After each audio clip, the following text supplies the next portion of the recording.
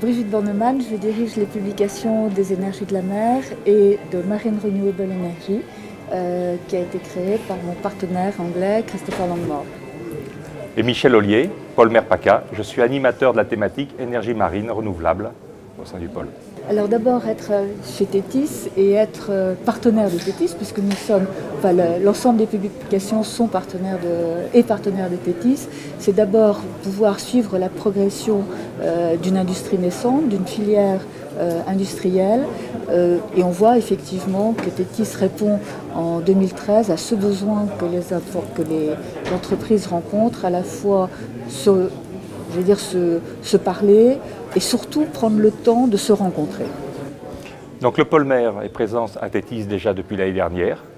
Il est venu l'année dernière et cette année avec des entreprises. Donc il fait un stand commun avec un certain nombre d'entreprises.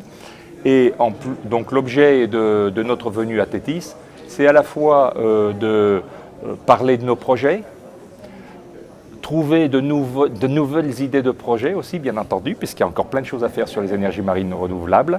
Et puis c'est une occasion aussi pour favoriser le B2B entre nos entreprises et les visiteurs de Tethys.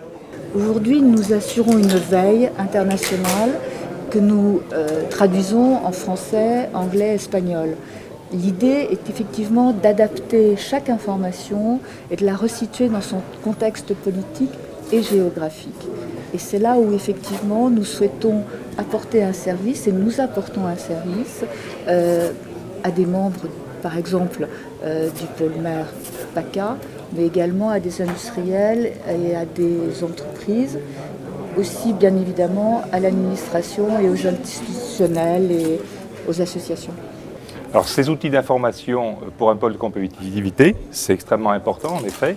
Comme être à Tethys, ça permet de savoir ce qui se passe, de mieux connaître le marché, de voir des solutions qui ont été développées. Donc voilà, l'information, c'est quand même un point crucial pour nos entreprises.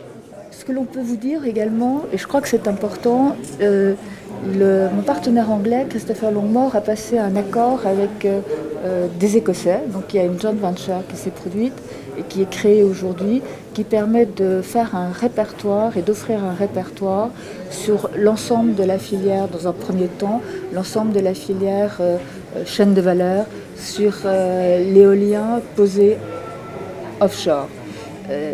Michel Ollier, qui est le jeune président du groupe de travail de France Éolienne Énergie France Éolienne, a créé effectivement ce groupe de travail et pilote ce groupe de travail sur l'éolien flottant offshore. Pourquoi en effet le Polmer PACA s'implique autant sur l'éolien offshore flottant? C'est que c'est une opportunité pour la Méditerranée. Vous savez que c'est la seule énergie disponible est le vent en termes d'EMR. Et il y a des fonds assez importants. Et la façade française méditerranéenne ne veut pas rester en dehors de ces projets de développement d'énergie marine. Elle a des besoins énergétiques et elle a une industrie qui a envie de profiter de cette opportunité de marché. Donc on s'est particulièrement positionné sur cet éolien offshore flottant, d'autant qu'on accompagne plusieurs projets au sein du Polmer. Un projet qui s'appelle le projet VertiWind, qui est issu d'une société qui s'appelle Nénuphar, un projet qui est porté par Ideol, et puis aussi un projet qui est porté par ASALM, qui s'appelle Spinfloat. Dernier petit point, il ne faut pas oublier que ce répertoire est international et destiné effectivement d'une part aux donneurs d'ordre, mais également aux fournisseurs. Et ce qui est important, c'est de permettre le partage de l'information pour pouvoir gagner.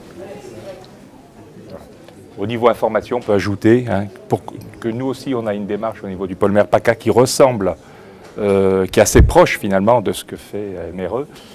C'est le développement d'une base de données, des activités, produits ou services sur l'éolien offshore flottant. Donc on a aujourd'hui de l'ordre de 450 entreprises et laboratoires qui sont répertoriés et qui sont en cours de qualification pour intervenir sur la filière.